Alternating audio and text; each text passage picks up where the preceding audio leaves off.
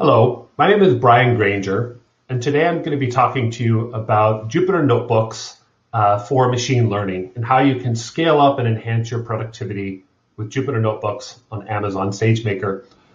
I'm a principal technical program manager at AWS, and I'm also a co-founder and co-director of Project Jupyter. So let's look at an outline of the material that I'll be covering today. First of all, I'm going to cover the what and why of Jupyter Notebooks.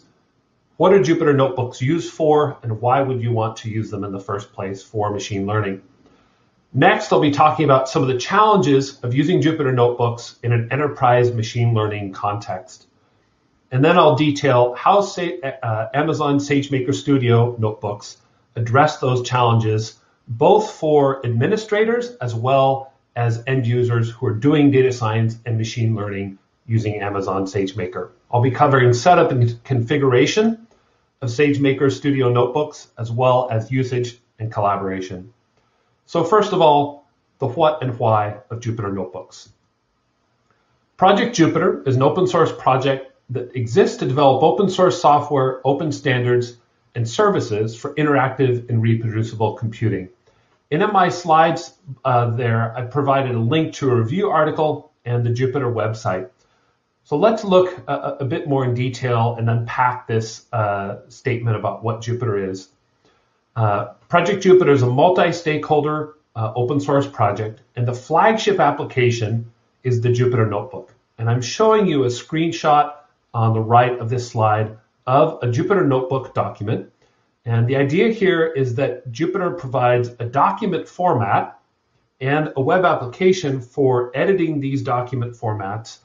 And included in that document are live code. So you can see there's cells in this notebook document where a user can write live Python code. It also includes narrative text, mathematical equations using LaTeX, as well as charting and other interactive user interface elements. And again, this is a web application which enables an end user to be working on their laptop while connecting to resources, remote resources on AWS. Jupyter today supports over 100 different programming languages. We originally started with Project Jupyter with strong support for the Python programming language, and over time, Jupyter's expanded to cover other programming languages as well. Jupyter is a moderately sized open source project. There's over 500 contributors across more than 100 different GitHub repositories. So it's a decent sized open source project. Jupyter is part of the NumFocus Foundation. NumFocus is the parent nonprofit organization for Jupyter, along with other open source projects in this space, including NumPy, Pandas, the Julia programming language, Matplotlib, and many other libraries as well. Of particular interest in this context is Jupyter Lab. Jupyter Lab is Jupyter's next interface, notebook interface. I'm showing you some screenshots here, and I'll be talking in more detail about Jupyter Lab throughout the talk. But Jupyter Lab is an interactive development environment for data science, scientific computing, and machine learning that provides a built-in interface for working with Jupyter Notebooks. Jupyter Lab 3.0, the most recent release, came out in December of 2020. There's a blog post in the slides there where you can read more details. One of the main ideas of Jupyter Lab is flexibility. So you as a user can configure and arrange the user interface to support a wide range of workflows in data science, scientific computing, and machine learning.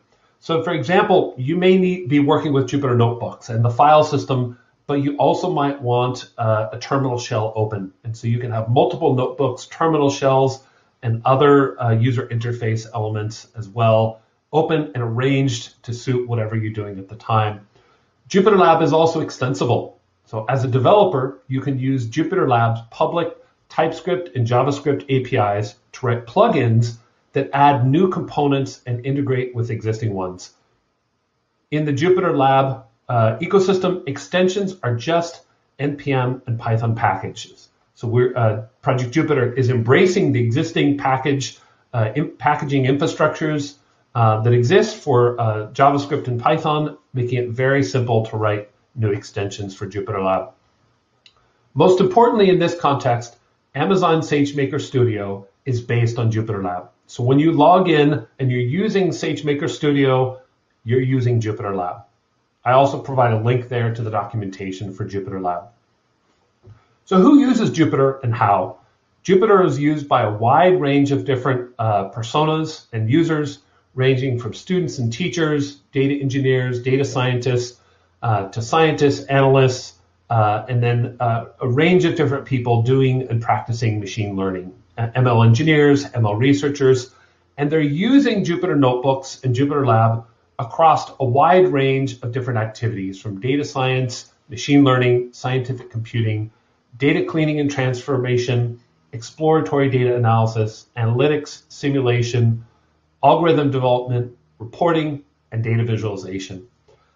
There are many millions of Jupyter users and thousands of AWS customers using Jupyter today. To give you a sense of the scale of Jupyter's usage, as of early in 2021, there are over 10 million public Jupyter Notebooks on GitHub.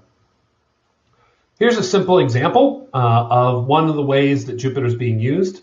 Dive into Deep Learning is a free open source book about deep learning. This has been created by the team of Alex Smola, who's a VP at Amazon Web Services. And all the content for this book is our Jupyter Notebooks on GitHub. So it's entirely open. This book embraces the Jupyter Notebook document format as an open document format, and all the content is generated as notebooks. The overall book is 890 pages of a PDF, and there's hundreds of different notebooks that are a part of this. And you can see here in the screenshot on the right of this slide how in their book they're able to combine narrative text, mathematical equations, visualizations, and live code to create the overall content for this book. So let's talk about some of the challenges of Jupyter Notebooks in an enterprise machine learning context. First of all, there's pain points for administrators and DevOps who are deploying and operating a Jupyter Notebook-based service. One option is a self-managed option in which the organization would use Jupyter Hub. Jupyter Hub is a Jupyter open source project that provides a multi-user version of Jupyter designed for companies, classrooms, and research collaborations. And a common deployment target for Jupyter Hub would be to run on top of Kubernetes with Amazon EFS or NFS as a file system for the user home directories. There's a lot of challenges associated with this. First of all, this requires you to configure and operate a Kubernetes cluster. And to do so in a cost-efficient manner, you would need to handle auto-scaling up and down. One of the things that's challenging about the workload associated with Jupyter Notebooks is that because they're interactive, users can come and go and run large amounts of computation and then go do something else. The load on the system is highly variable. And so auto-scaling is a critical part of this.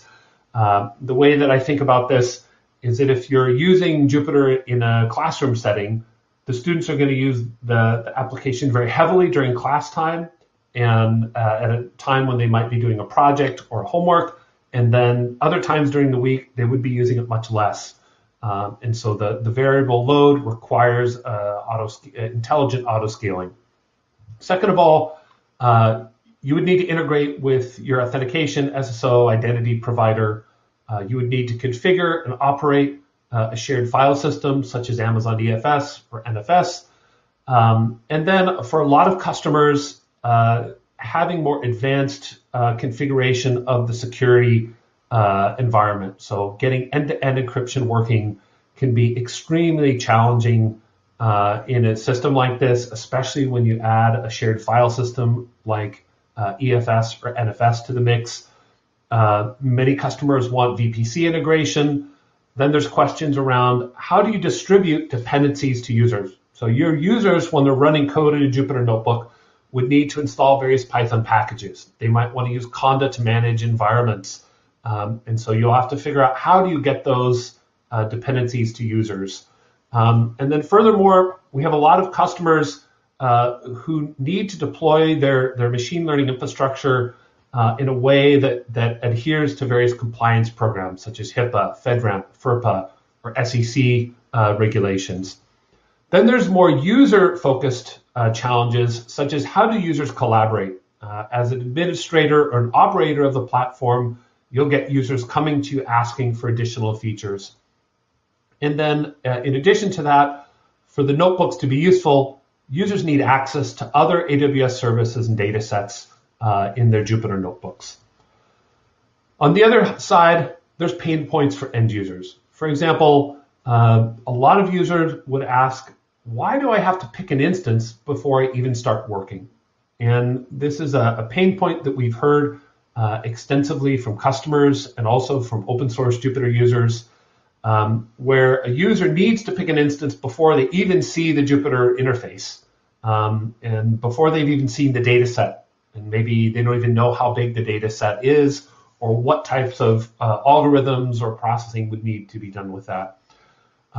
Another question is, you may start with a given instance and then later decide or discover you need a different instance or GPU resources for that computation. How do you share users with other users, share things with other users, either using Git or perhaps without using Git? How do you see the resources that you're using? And what about the rest of the machine learning workflow other than notebooks? Notebooks are one part of the overall machine learning workflow. And so if you're an end user using notebooks in this context, there's other things that you need as well. So at this point, I'd like to shift gears and talk to you about how Amazon SageMaker Studio addresses these challenges both for administrators and for end users. Here's a screenshot of Amazon SageMaker Studio, the actual application, and I'll talk in more detail about it at this point. So first, a very high-level perspective. SageMaker Studio is the first IDE designed specifically for machine learning that brings everything you need under one unified visual interface. And I'm showing you here a list of all the different user experiences, capabilities, and SageMaker products that are included with SageMaker Studio. And these products span all different parts of the overall machine learning workflow. In this talk, I'm going to focus on the notebook part of this and how that fits into the broader Jupyter experience and of people doing machine learning using notebooks. So what does SageMaker Studio offer for both administrators and users? On the admin side, SageMaker Studio is a fully managed system for machine learning. It is secure, cost-efficient, and scalable. It includes end-to-end encryption out of the box, as well as support for VPC integration. For customers that have security requirements, it also has an internet-free mode where the instances running the user's code in notebooks are don't have direct access to the internet. It also has integration with SageMaker Images, which enables admins to distribute packages and environments, so Python packages and containers for notebooks using Amazon ECS and SageMaker Images. So it makes it very easy to get those dependencies that users need for running code in notebooks to the end users themselves. From an auth perspective, SageMaker Studio supports AWS SSO or also traditional AWS IAM-based authentication. And one of the key questions that administrators have to wrestle with is how do you give end users access to other AWS resources, maybe S3 buckets or databases. And in SageMaker Studio, the administrator is able to specify the IAM roles that are installed and configured on all the instances that users are running. And so with those IAM roles, you can add IAM policies that give users access to the needed AWS services, S3 buckets, databases, etc. So when a user lands there, they can immediately access everything they need. From the user's perspective, SageMaker Studio adds a number of nice things that address these pain points. First of all, It enables users to enter the user interface without picking an instance initially, and then get a default instance on a per notebook basis, and then switch the instance of that notebook without affecting the other notebooks. And so it's a very flexible system, and you can easily mix and match the compute you needed, where some notebooks would be using GPUs, others would be not. The way that we enable this, so at the end of the day, a user would be working across multiple instances, although they wouldn't be managing those instances themselves. And to enable this, we use Amazon EFS to mount the user's home directory across all of these instances. So each instance that they see, both in the JupyterLab user interface as well as all the notebook kernels, will see the same shared file system.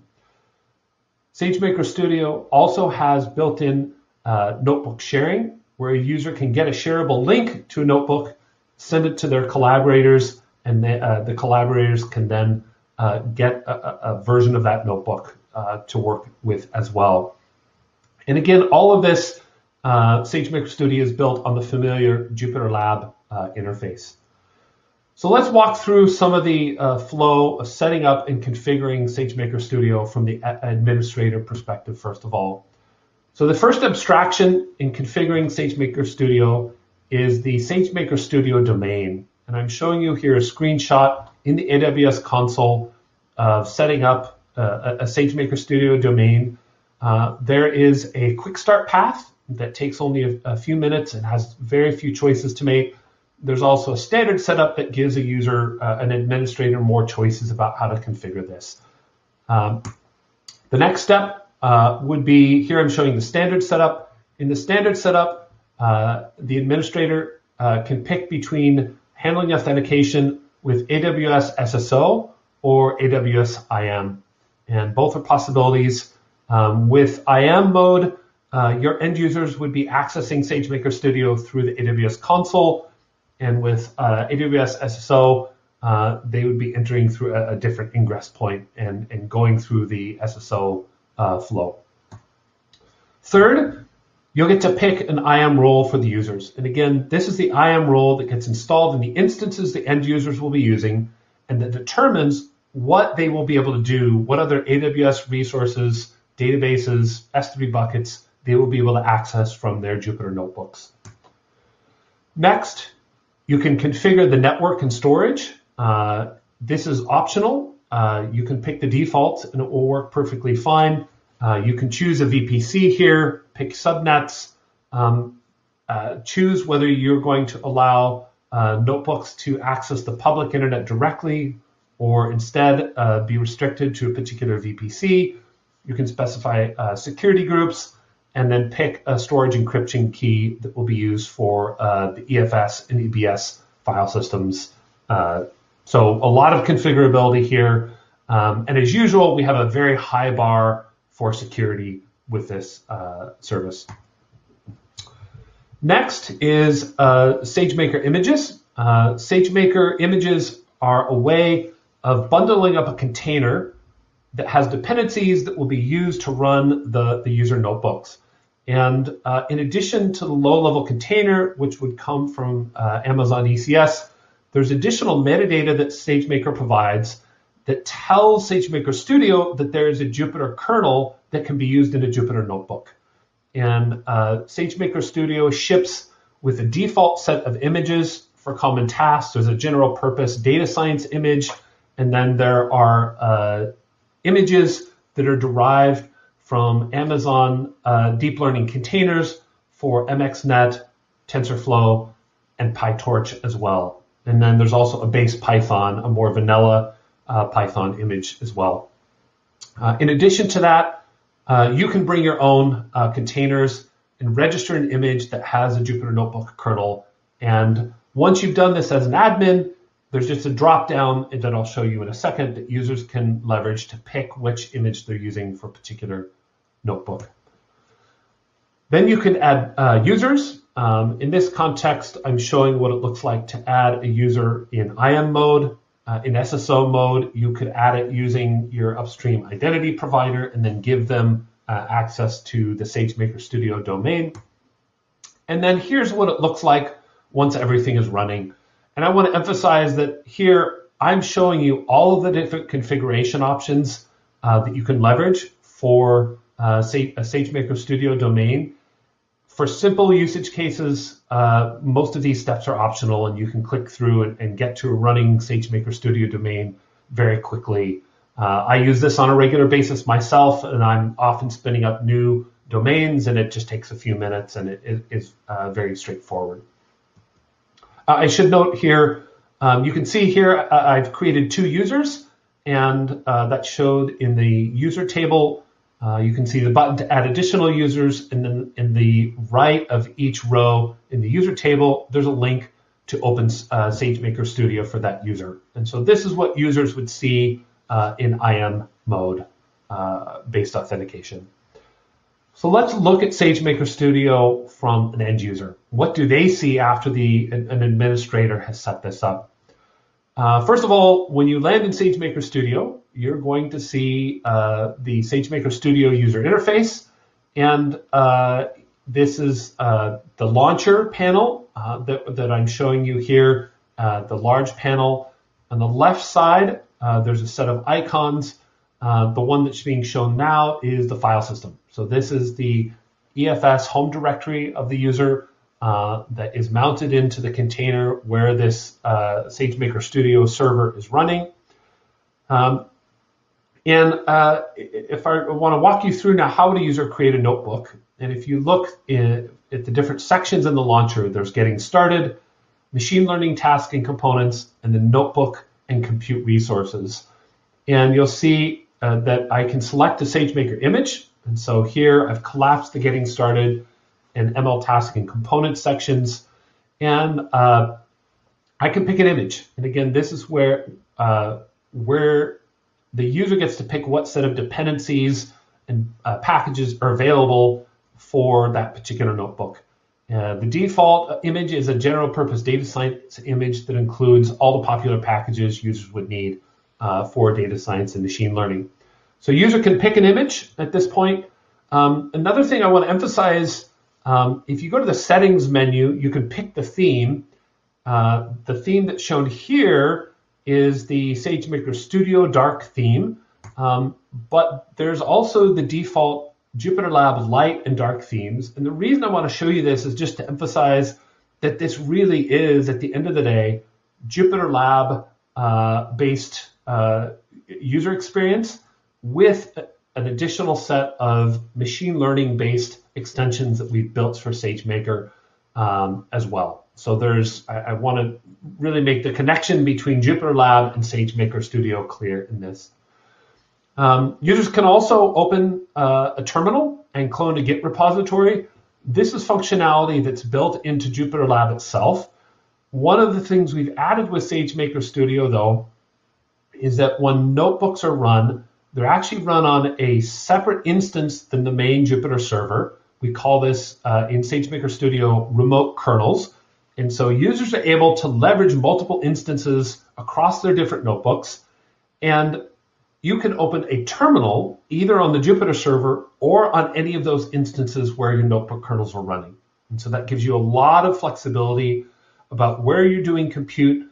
And from the user's perspective, there's no explicit administration that's required here. It's a very high-level interface. All the actual low-level instance management is done by AWS. Furthermore, any of those terminals will see the same EFS-based file system. So what you see here in this window is that I'm cloning that Git repository that I showed you earlier, this deep learning textbook that's been built at AWS, D2L as we often call it. And what you see in the file browser to the left is that Git repository also appears. So there's a consistent view. It's the same file system mounted across all the instances. You're going to see that same file system in the terminal, in notebooks, as well as the file system. So once I've opened a notebook, so here's one of the notebooks from the D2L book, and I want to draw your attention to the blue boxes in the notebook toolbar there. This is the standard JupyterLab notebook experience. with some additional things we've added for SageMaker Studio. The first, the leftmost blue box there, shows that I'm running on an instance that has 2 virtual CPUs and 4 gigs of RAM. So you can see the instance type you're running on. And again, you don't have to pick that ahead of time. There's a default instance that we pick for you. And then in the further to the right, the other blue box there shows you the CPU and memory usage of both the instance, and then you can toggle this to also see it at a per kernel level. I can start working immediately in a notebook, not worrying about managing instances, and then at some point later, I can be in the middle of a computation and realize I need more resources or I need GPUs, and I can then switch instances. And so that this leftmost box there in the notebook toolbar can be clicked to pull up this dialog, and then you can pick a new instance type from the set of instances that are supported, both CPU and GPU. We also have some instance types that launch faster than others in SageMaker Studio, so you can filter those out as well. Now, I should note, we are starting a new instance, and so the in-memory state of that notebook kernel would be reset in a similar way as if you restarted your Jupyter Notebook kernel. So you have to rerun the code, but switching instances, because the notebooks are being stored on the EFS volume that's shared across the instances, all the code and content that you have in Notebook is persisted. You won't lose any of that. The other thing to show you is the share link. That is the far right side of the Notebook toolbar. If you want to share a notebook with other people in your organization who have access to the same SageMaker Studio domain, but you don't want to use Git. Obviously, you can use Git to share content and collaborate in the usual workflow there. Sometimes you might want to just share a snapshot of this notebook in a more lightweight manner, informally. Click on the share link. We pull up a dialog that allows you to optionally include 2 things. One, we will look to see if that notebook is part of a Git repository, and if so, we'll include that Git repository information in the metadata of the notebook. The second is that you can include optionally to have the output included or not included. Furthermore, on the administrator side, the administrator of the SageMaker Studio domain can choose to turn off the ability for users to include output as well. So there's configuration possible there. Once I picked my options, click Create, and then I get this shareable notebook link that I can email to someone, send it to someone over chat or messaging, paste that into their web browser. They'll be asked to authenticate. They'll immediately open SageMaker Studio, and they initially get a read-only view of that notebook, and then have the option to copy it onto their file system so they can make a copy and run with it. I should also note that when a notebook is shared, the metadata about which Jupyter kernel is being run, as well as which SageMaker image and which instance is being run, is also included in that notebook metadata. So when someone receives that notebook on the other side, they're immediately going to get the right configuration. So all the dependencies needed to run the notebook will also be present and work as well. Another thing to demonstrate, previously I showed you that terminals and the JupyterLab file browser showed the same EFS volume. Here is showing you that the current working directory of the notebook and of the JupyterLab file browser is coordinated as well, just to emphasize that everything shares the same perspective on the files that are on the shared EFS home directory. The next thing is the third icon down in the left panel. This is the running panel that allows you to see and manage the instances, kernels, and terminals that you're running. So at the top level, you can see the instances that are running your Jupyter notebooks. You can see the running applications. The application abstraction for SageMaker Studio is essentially a container running on an instance. That's how we implement it. And for each instance, SageMaker image and kernel combination will create an app or a container running on that. and then all the notebooks that use that combination of images, SageMaker, instances, SageMaker images, and kernels will run in that particular container. Most of the time, end users don't have to worry about any of that. You can also see your kernel sessions and your terminal sessions as well.